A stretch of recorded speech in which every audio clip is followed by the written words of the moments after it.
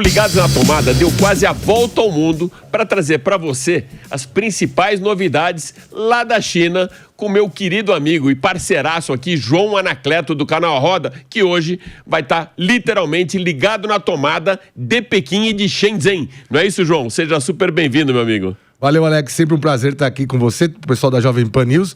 E é isso, né? A gente foi lá ver coisas, eu já tinha ido em 2012 e fui ver coisas que eu não imaginaria que veria tão cedo. Eu tive a sensação que em 12 anos a China andou 30 anos no tempo, especialmente também quando o assunto é carro. João, eu vi que a gente ficou lá, em loco, né?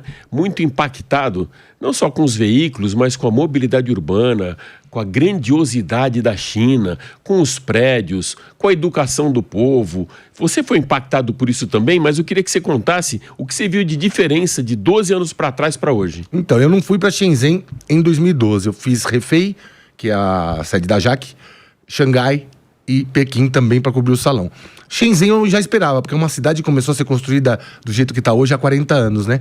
E várias dos unicórnios criados na China estão lá, né? DJI é uma delas, BYD é outra delas, Huawei, se eu não estiver enganado, é outra delas. Então, grandes empresas de tecnologia demandam que se tenha um porto maravilhoso igual aquele, daquele tamanho gigantesco. Eu nunca tinha visto tanto container junto na vida e nem tanto guindaste.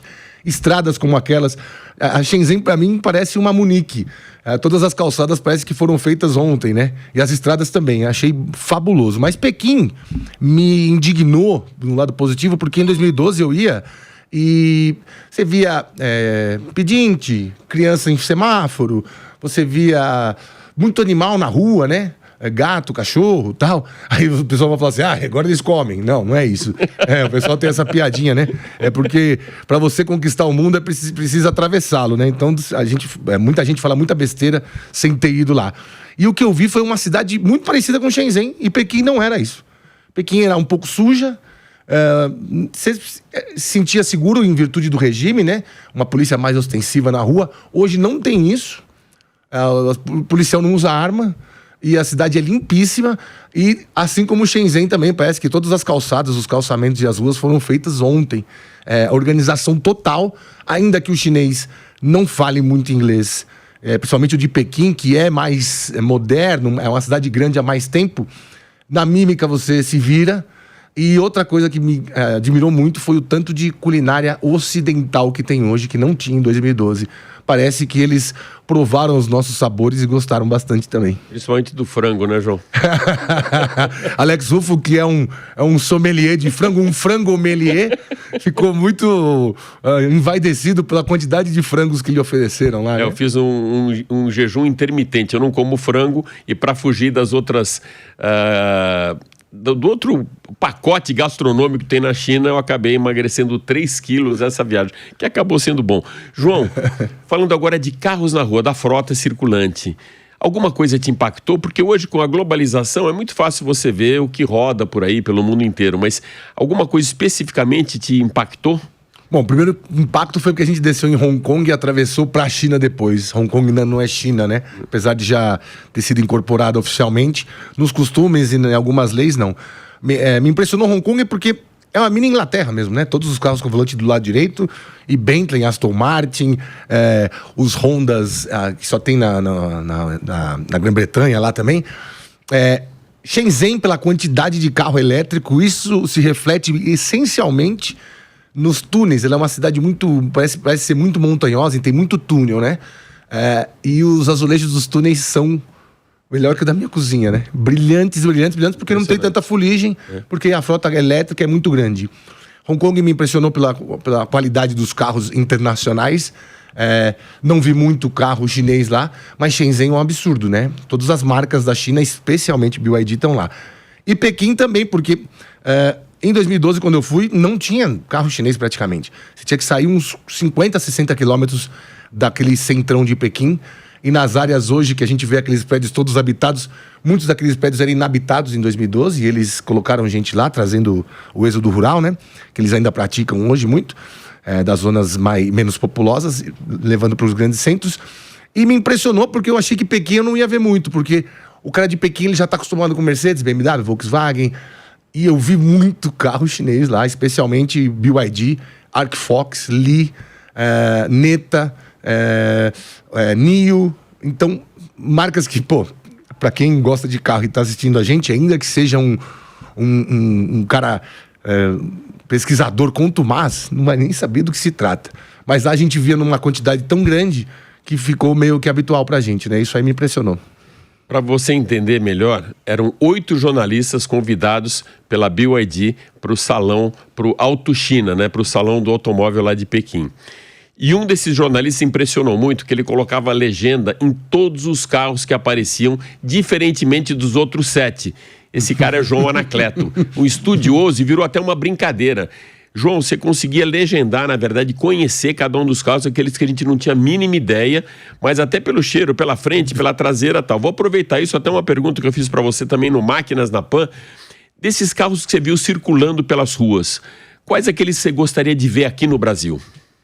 Cara, eu fiquei muito impressionado com aquela marca ali.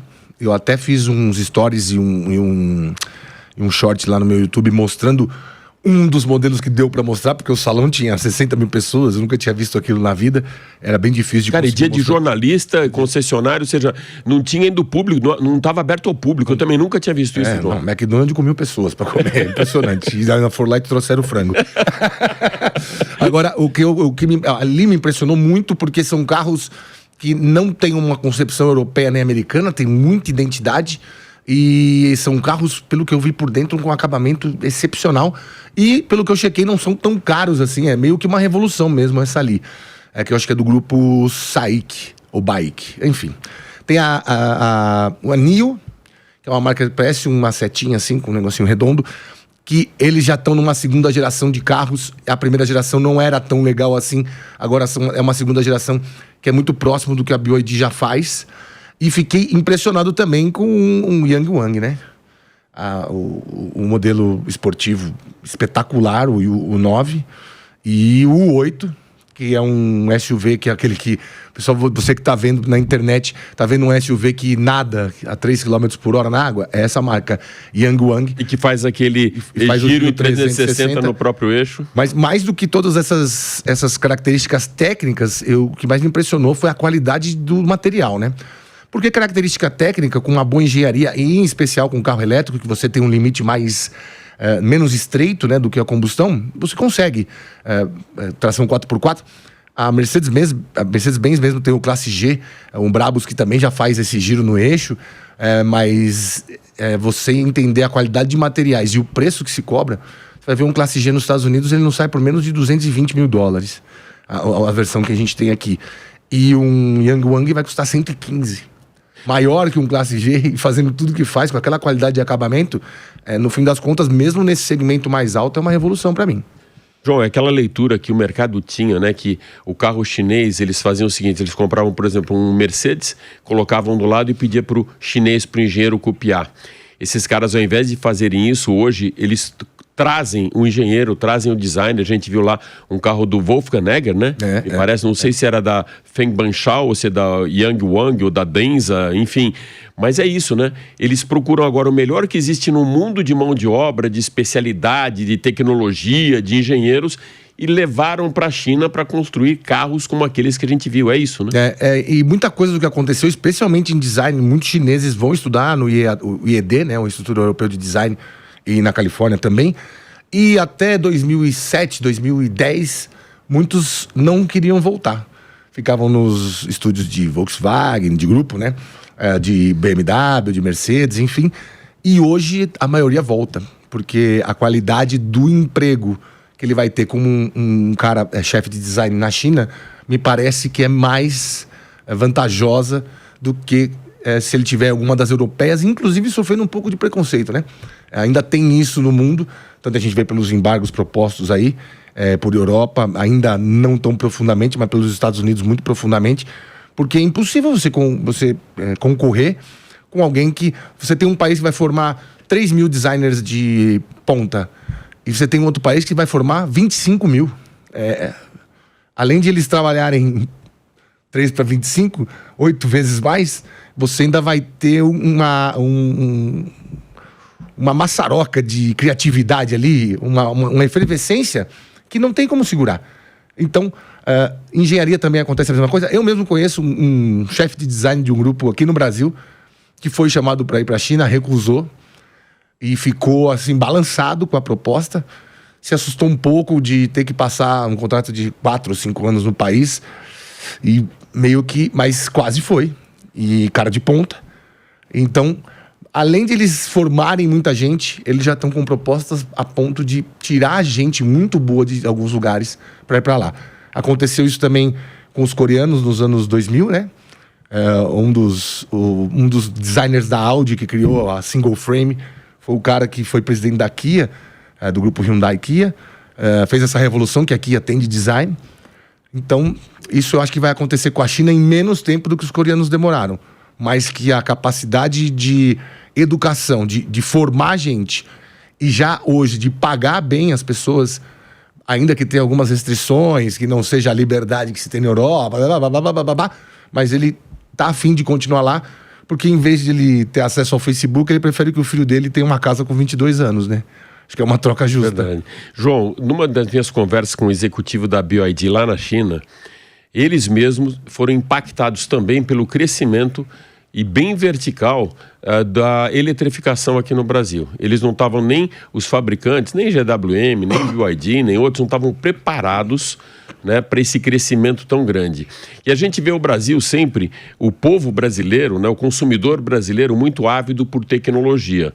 O celular no Brasil também foi um ponto fora da reta para a própria Samsung. Isso em conversa minha com o Mário Lafitte, eles também ficaram muito impressionados com o crescimento com que o brasileiro gosta de tecnologia. Na tua leitura, o que foi esse ponto fora da reta? Porque, na verdade, a gente está aqui na terceira onda dos chineses, né? Se pegar a primeira lá atrás com Jaque, Lifan, tal, depois a Caoa Chery, eu vejo essa aqui como uma terceira onda. Por que essa terceira onda ela está tão eficiente? Além de ter mais players, né, mais concorrência, eles vieram numa fatia de mercado. A Jaque, Lifan, os primeiros vieram lá para concorrer com os carros de entrada. E talvez isso impacte de uma maneira o brasileiro que não é do formador de opinião, o classe média. Que é o que acontece, por exemplo, quando você pensa num Song ou num Raval, que são carros ali na faixa dos 200 aos 300. E ali você tem um cara mais formador de opinião, um cara que vai deixar de comprar uma marca que pode ser considerada premium para entrar numa marca, entre aspas, desconhecida. Mas para mim o ponto nevrálgico é a vontade que o brasileiro, por natureza, tem de experimentar coisas novas com relação ao seu dia a dia. Aconteceu com a calça jeans, que eles começaram a fazer igual de moletom, com outro tecido. Aconteceu com o próprio celular, aconteceu com apêndices do celular, como a canetinha, o tablet, quando veio, o primeiro iPad foi uma febre, todo mundo queria ter um iPad em casa. O brasileiro tem muito disso. E essa entrada na eletrificação, não precisando gastar tanto quanto era um Volvo híbrido, um Mercedes, um Audi elétrico, enfim, um BMW híbrido, você destravar essa entrada para baixo dos 300 mil, para mim, foi o que deu o maior impacto. E, já para mim, nessa terceira onda, nesse segundo momento, o carro elétrico até 150 mil. Porque se a pessoa está pensando num segundo carro, não tem por que ela não experimentar. E, assim, a exceção dos gargalos públicos, né, de recarga elétrica, quem tem uma tomada em casa tá rindo à toa, né? Tá feliz da vida. Não sei se todo mundo que não tem uma tomada em casa tá meio ressabiado, porque às vezes pode ter no trabalho, mas enfim, tá todo mundo... Quer dizer, todo mundo é muita gente, mas boa parte das pessoas que eu conheço, que eu converso sobre a experiência de ter um carro elétrico ou eletrificado, tá bem satisfeita com isso. João, vou te colocar agora meio numa roubada, mas que não é uma roubada, é serviço para o nosso ouvinte, telespectador, né, para nossa audiência. Você já andou em muito carro elétrico, da Mercedes, da Audi, da BYD, da GWM, da Caoa Chery e tal. Desses todos aqui, vamos falar primeiro do híbrido. Qual foi o melhor carro híbrido que você já andou aqui no Brasil? Que mais te impressionou? É que normalmente os melhores vão ser os mais caros, né? Tirando o preço, sem problema de colocar em custo, né? Que tenha mais tecnologia, que tenha mais impressionado até a experiência ao dirigir. Considerando o custo-benefício, considerando como que esse carro se insere no meio, entre os híbridos foi o Toyota RAV4. Essa nova geração está com 306 cavalos. E ele é não, minto. A geração anterior, 222 cavalos sem ser plug-in. Agora tem uma geração plug-in de 306 cavalos. Eu gostei pela autonomia muito ainda falando de híbridos, do BYD Song. Eu rodei 717 quilômetros com 3/4 de tanque. Não acabava, simplesmente não acabava. E eu não andei, não, vou fazer consumo aqui. Tanto que eu nem publiquei isso. Eu andei 10 dias com o carro para mim. É surreal o nível de consumo, mesmo deixando a carga da bateria mais alta em virtude de não ter carregador em casa. Então eu usava o próprio motor para recarregar, média de 22 km por litro, é simplesmente surreal. Outros carros que também carregam a bateria com o motor não fazem isso. E pelo desempenho e pelo preço, o Raval H6 PHEV, que é o SUV, custa 269 e é um desempenho surreal pelo que entrega. Você só vai ter um outro SUV com esse nível de desempenho a partir de versões M ou AMG, ainda que não seja os AMG V8 e os MV8, aqueles M40 ou os AMG 53 de marcas mais premium, que são carros que vão custar 700, 800 mil. Você tem aquilo. Tudo bem, o acabamento não é igual, o refinamento não é igual, como se entrega a potência não é igual, mas quando o cara tem essa grana e recebe esse desempenho, essa sensação, essa força da física, ele fala, pô, meu dinheiro foi muito bem empregado, né? E aquelas telas, enfim, muita conectividade, fiquei bem impressionado. Dos elétricos, o mais impressionante de todos para mim, no custo-benefício, é o BYD Seal, 0 a 100, 3,8, e retomadas como se ele estivesse saindo do zero. Também é outra coisa que quem tem carro premium e anda, fala, eu quero esse carro como segundo ou terceiro carro. Eu vou botar um carregador em casa e vou viver essa experiência aqui. Ainda que tenha alguns outros problemas, o carro é mais baixo e tal, mas num nível de entusiasta, ainda que não tenha o barulho, não tenha o ruído, cara, é impressionante o quanto as pessoas se divertem com esse carro. O que mais me impactou, falando de 100% elétricos, foi o Dolphin. Mas aí não vou colocar por conta de potência. Eu acho que pelo que ele entrega, pelo custo que ele tem. O Mini ou o normal? Não, o normal. O Dolphin.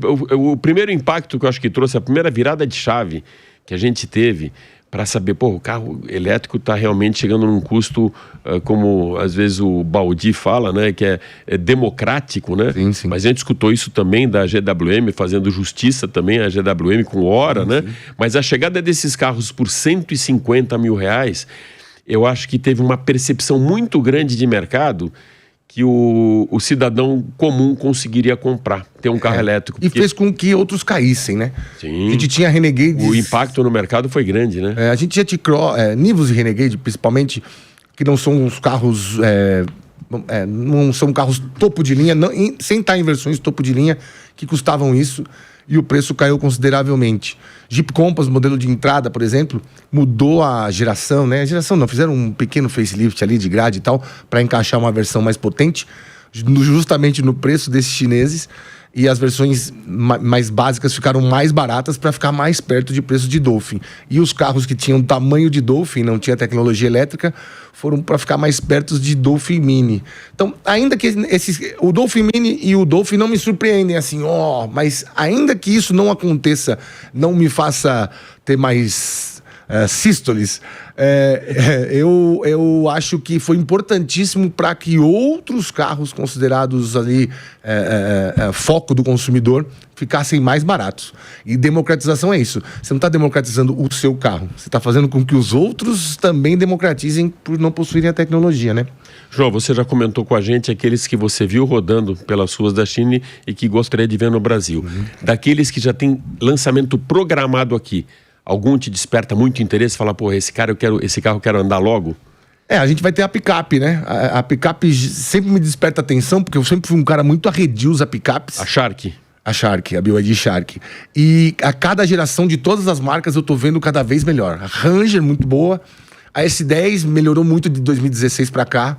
A Toyota com a Hilux ainda não muito. Vem aí a Amarok com facelift, mas com algumas mudanças também de multimídia e tal. Então é um mercado que vai ser o SUV da próxima década, né? O mercado pediu isso, né? Exatamente. Começou a vender muita picape e os caras começaram a colocar foco nas picapes, né? E um cara urbano como eu... Por que eu gosto muito da Ranger? Porque ela é a que mais parece um SUV para andar. E a Shark, ela não tem nada dessas coisas de picapeiro. Eixo rígido, feixe de mola, ela é suspensão independente nas 4 rodas. Conforto. Duplo A E assim, uma aceleração de 0 a 100 surreal. Absurda. Muito boa. A gente andou pouquinho lá, eu não levei meus equipamentos de medição, mas certamente vai ser a picape mais rápida que a gente vai ter para andar. E outros, assim, eu espero muito o facelift desses carros, dessas gerações que estão aí já. Tem facelift lá fora do Song, tem do Aval, eles refinam ainda mais o que já surpreendeu a gente.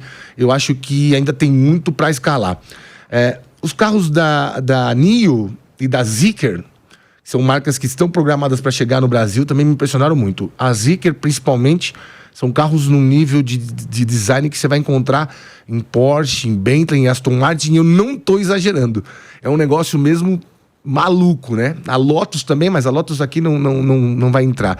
São carros que têm uma concepção de futuro que nos carros que a gente tem aqui como nacionais vai demorar muito tempo a chegar. Então acho que esses carros vão impactar um pouco mesmo. E muitas outras marcas que poderiam vir, né? Xangã, Geely, que a gente tem na cabeça. Xangã era a Xana, Geely era aquele EC7 que parecia... Era uma mistura de Mercedes com Santana, não tinha como dar certo, né?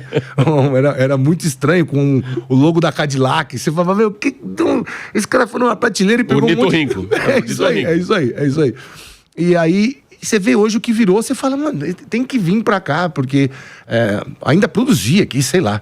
Tudo bem que o imposto para importação vai tornar essas coisas meio impeditivo para que esses carros tenham um mercado competitivo aqui daqui 2, 3 anos. Mas esse incentivo até que produzam aqui, ou que façam no Mercosul, pô, é bem legal. E eu acho que esses carros vindo para cá, a concorrência se mexe, todo mundo se vira, porque no fim das contas todo mundo quer vender carro. Esse mês de abril aqui, com relação a abril do ano passado, o aumento foi de 38% nas vendas. Impressionante. E isso pode ter certeza que é tudo fruto da concorrência, porque no Brasil, para o consumidor, o nervo que mais dói é o bolso. Exatamente. Acariciou o bolso, exatamente. O cara leva. É isso aí. João, a gente criou um quadro aqui no programa, na garagem da sua casa, que é para o nosso ouvinte, né, para a nossa audiência entender aquilo que você pensa, porque você faz muito test drive, anda nesse, naquele e faz as suas análises. Esse aqui é para analisar o seu gosto comportamental. Analisar a minha análise. A sua análise, exatamente. Então vamos lá, eu vou fazer é um bate-bola bem rapidinho. Tá. Mustang, Camaro ou Corvette? Cara, Mustang. Mustang. Ainda que o Corvette ande mais, tal, seja um carro mais leve e tal, eu acho o Mustang o carro mais icônico esportivo americano, é o Ford T dos esportivos pra mim. Câmbio manual ou automático? Passei dos 40, né?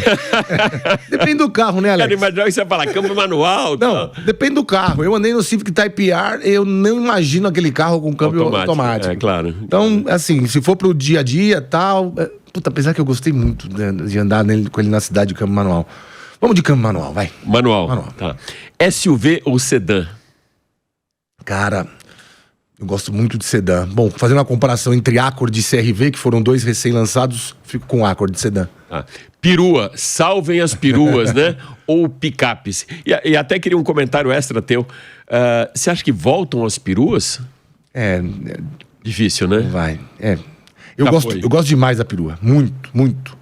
Mas eu não posso me furtar de lembrar que, pra mim, as picapes vão ser os novos SUVs. Pode ir na contramão aí, no contrafluxo, né? Ainda que eu tenha o meu gosto pessoal, eu não posso sozinho contra a corrente, que é feio até pra quem tá em busca de informação, né?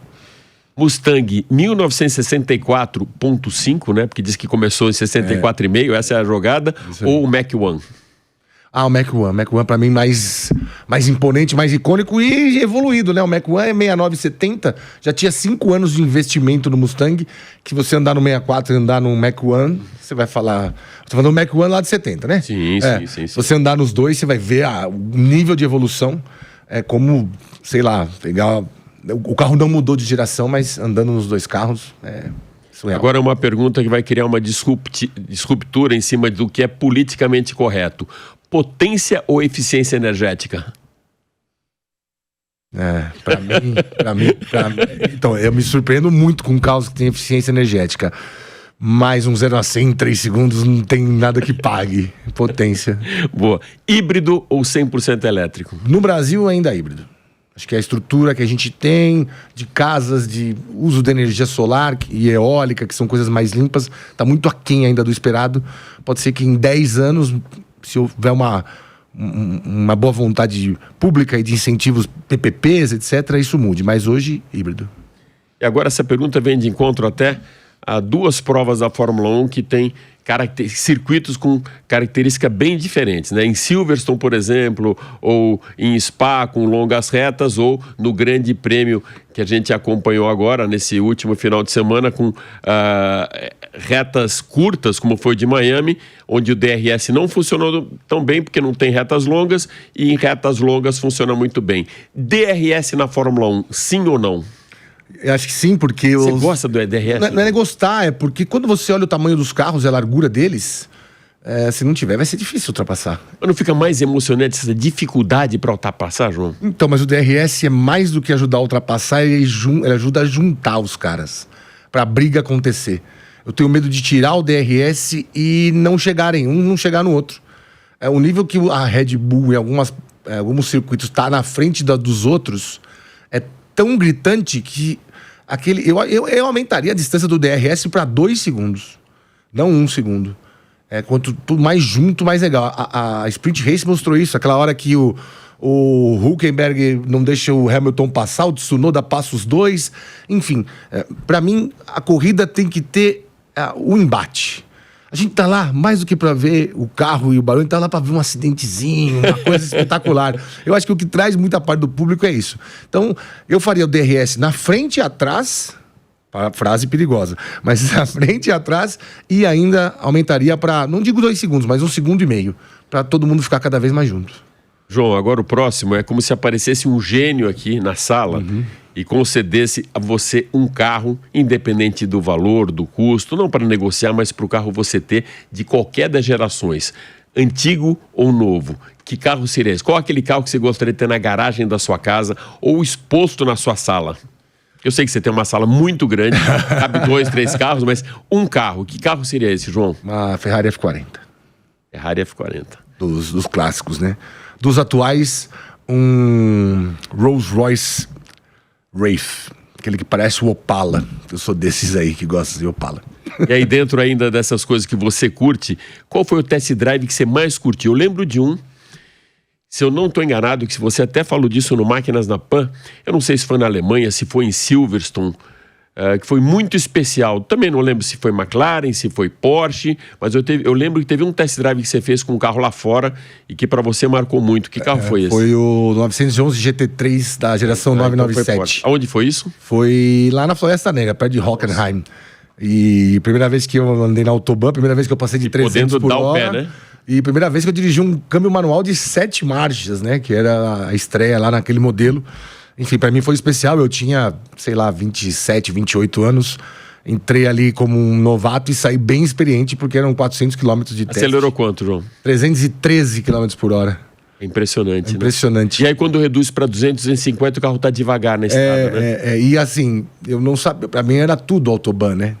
Eu não sabia que a placa... Tem um xizinho, tem um cortezinho quando tá perto de alguma cidade, né? E eu devo ter tomado algumas multas, provavelmente, mas nunca me chegaram.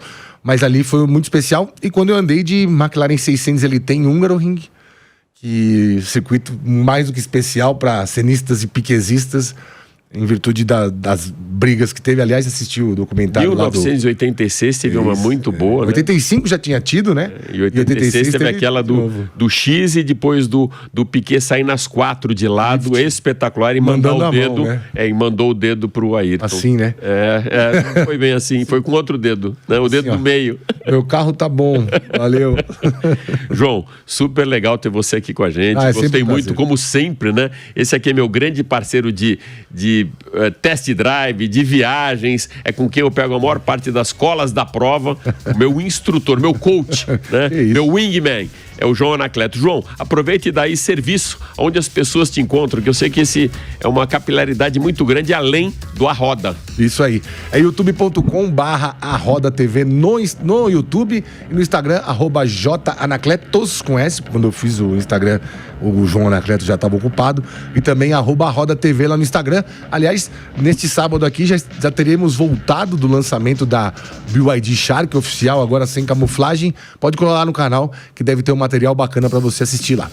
E com essa bomba... É assim que nós ficamos por aqui. E com essa bomba nós ficamos por aqui.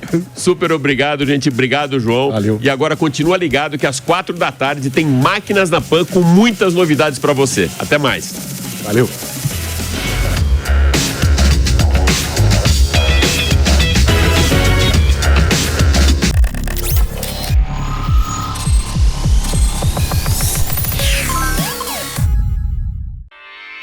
Realização Jovem Pan News.